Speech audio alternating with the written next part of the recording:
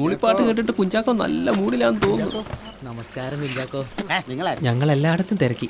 ഈ സമയത്ത് കുളിക്കുമെന്ന് കരുതിയില്ല. ഞാനും തീരെ പ്രതീക്ഷിക്കാത്തൊരു കുളിയായിരുന്നു. പോയി നാളത്തേക്കുള്ള പൈസ റെഡിയാക്കി. അച്ഛൻ നാളെ ഫാൻസുകൾ അച്ഛന്മാരും വരണം. നമ്മുടെ മുരളിയാ ടീമിന്റെ വിക്കറ്റ് കീപ്പർ. നല്ല തീർത്ത കളി കളിച്ചോണം കേട്ടല്ലോ. ഇവിടെ സ്പോർട്സ് കോട്ടയാണെന്ന് പറഞ്ഞ് കുറെ അമ്മമാർ വന്നിട്ടുണ്ട്. ഒരു ഗുണവും ഇല്ല. എടാ മുരളി, നാളെ നമുക്ക് കപ്പെടുക്കണം. ഉറപ്പായിട്ടും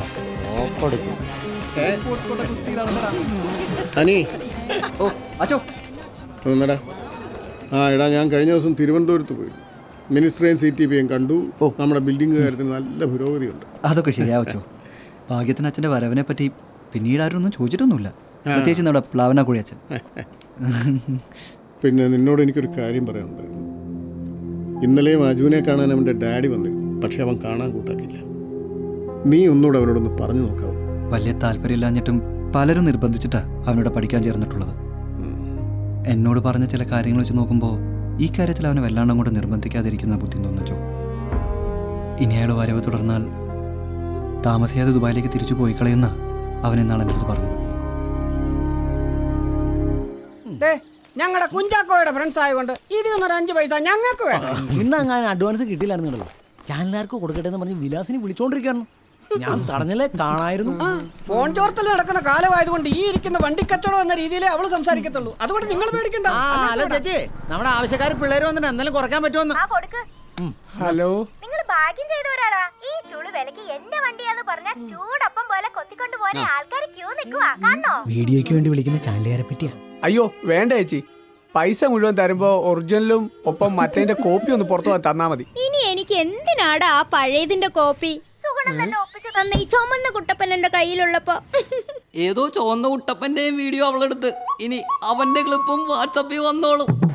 പൊരിയുന്ന വെയിലത്തും തളരാത്ത ആവേശവുമായി ബത്ലഹേമിന്റെ ചുണക്കുട്ടികൾ ഗ്രൗണ്ടിൽ തിമിർത്ത് കളിക്കുന്നു. തീപാറുന്നൊരു ഷോട്ടാണ് ഇപ്പോൾ നമ്മൾ കണ്ടത്.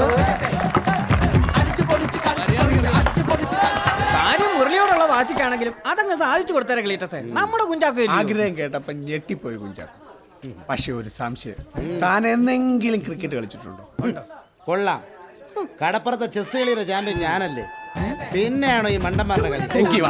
ഞങ്ങളുടെ റഷ്യനായ കുഞ്ചാക്കോ ഫൈനൽ ക്രിക്കറ്റ് കളിച്ചില്ല. 6 വിക്കറ്റ് നഷ്ടത്തിൽ 147 റൺസ് എടുത്തിരിക്കുന്നു.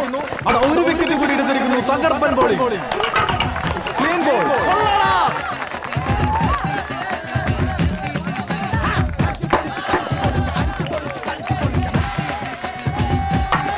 അവസാന പ്രതീക്ഷയായിരുന്ന മാർട്ടിന് വിത ഔട്ടായിരിക്കും.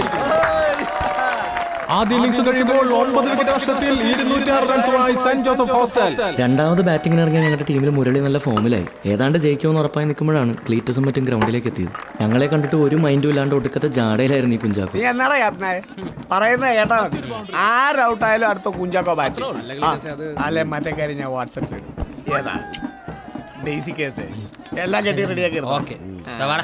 പൊന്നു കുഞ്ചാക്കോ, പതുക്കെ കെട്ടണം. മസ്താന്റെ അടുത്ത് കടപ്പുറത്തെ മാസ്റ്റർ ബ്ലാസ്റ്റ് ഒരു വിധത്തിലെ സംഭവിച്ച് ഞങ്ങളെ തെറിയേൽപ്പിക്കില്ലേ. മാനം പോന്ന കേസാ. ഇറക്കിയില്ലേ എന്റെ